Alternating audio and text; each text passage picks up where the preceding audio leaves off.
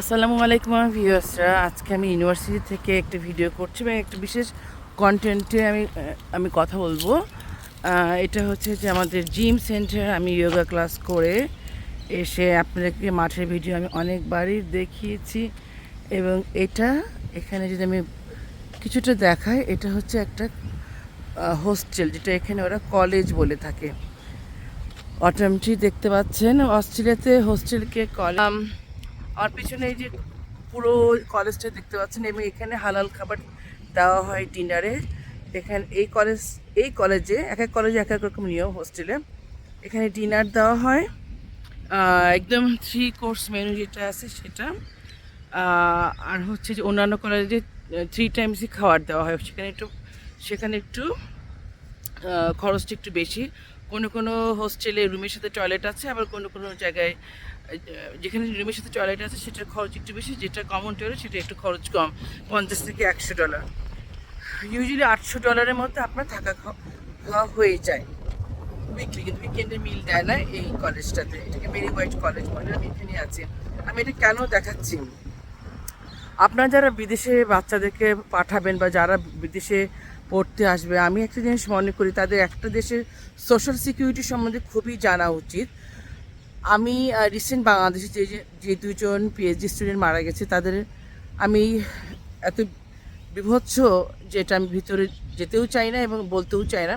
কিন্তু একটা দেশের একটা সোশ্যাল সিকিউরিটি ইন্ডেক্স থাকে। এবং আমার কাছে, আমি যখন ওদের ফ্যামিলির বক্তব্যগুলো শুনেছিলাম, আমার কাছে এটা খুব একটু অবাক লেগেছিল যে তারা আমেরিকাকে খুব সেফ কান্ট্রি মনে করে। তো এটা আসলে আমাদের হয়তো আমেরিকায় এটা সুপার পাওয়ার বলেই হয়তো এরকম একটা জিনিস মনে হয় যে ওখানে গেলে my future will be very good. কিন্তু আসলে আমেরিকা পৃথিবীর কোনো দেশে কোনো মেয়ের জন্য রাত 10টার পরে সেফ না, এটা একটা কথা বলে। আর রাত 12টার পরে কখনোই কোনো ভালো কিছু হয় না।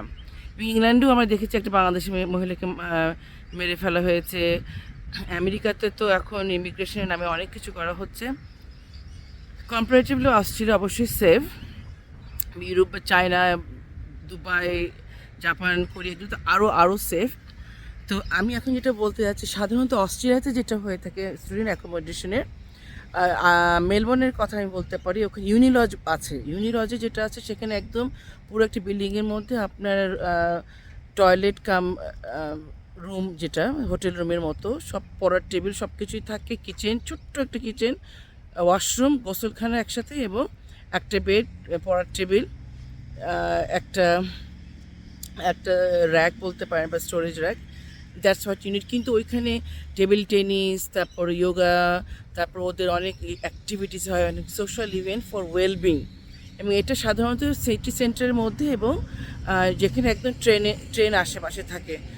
এবং সাধারণত চাইনিজ স্টুডেন্টরা কিন্তু কখনো শেয়ার্ড অ্যাকোমোডেশনে থাকে না, যেহেতু চাইনিজদের অবশ্যই অনেক টাকা আছে।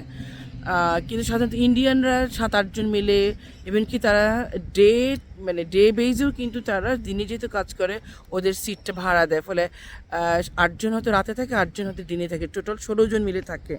তো এটা হচ্ছে অবস্থা।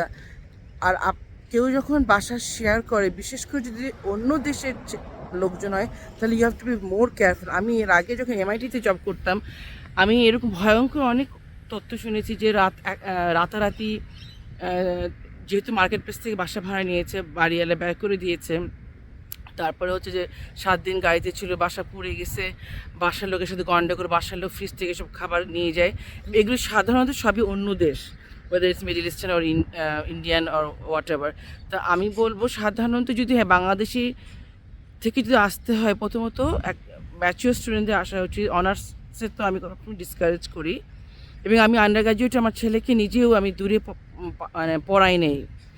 দিস ইজ ফর দ্য অনেক সাবজেক্টে অনেক ইউনিভার্সিটিতে চান্স পাওয়ার পরেও।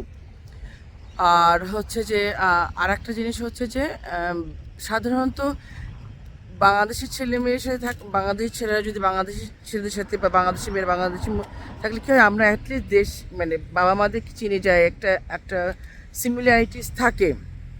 কিন্তু যখনই এরকম মিক্সড লিভিং থাকে, এবং আমরা যদি একজনের ব্যাকগ্রাউন্ড চেক বলে একটা জিনিস আছে, যদি কিছুই না জানি, কারণ তার প্রিভিয়াস হিস্ট্রি আছে কিনা, আমরা তো আর কারো working with children check, police check এগুলো দেখছি না। কিন্তু নিজের যে একটা ইনফর্ম ডিসিশন, সেটা আমার মনে হয় আমাদের বাংলাদেশে একটু কম, কারণ বাংলাদেশে যারা খুব স্টুডেন্ট যারা মেডিকেল বা ইঞ্জিনিয়ারিং স্টুডেন্ট হয়ে থাকে বা ইউনিভার্সিটির, তাদের এত বুকিশ নলেজ, এবং আমি ম্যাক্সিমামই দেখি ইনক্লুডিং আমার ফ্রেন্ডস ইন বাংলাদেশ, তাদের প্র্যাকটিক্যাল নলেজ আমাদের থেকে মানে বিদেশি বাচ্চাদের থেকে অনেক কম।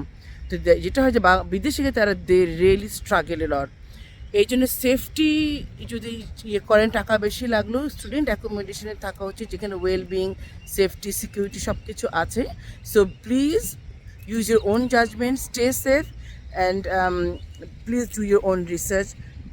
You are a PhD student, you should be knowing who is safe to stay with, or you're a master's student, so use your own judgment. আজকের মতো এখানে ভালো থাকেন, সুস্থ থাকেন এবং নিরাপদে থাকেন। আল্লাহ হাফিজ।